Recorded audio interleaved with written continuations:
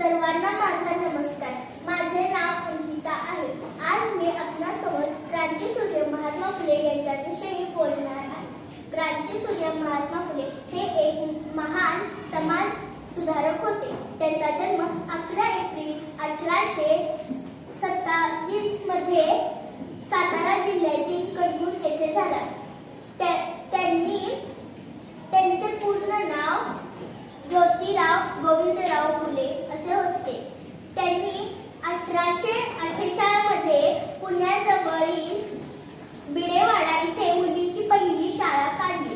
त्यांनी समाजातील विषमता दूर करून तळागाळातील लोकांपर्यंत शिक्षण पोहोचण्यासाठी सत्यशोधक समाजाची स्थापना केली।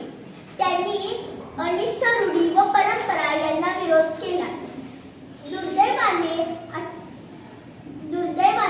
28 नोव्हेंबर 1890 मध्ये त्यांनी अखेरचा निरोप घेतला। अशा क्रांती सूर्य महात्मा फुले यांना माझे कोटी कोटी प्रणाम।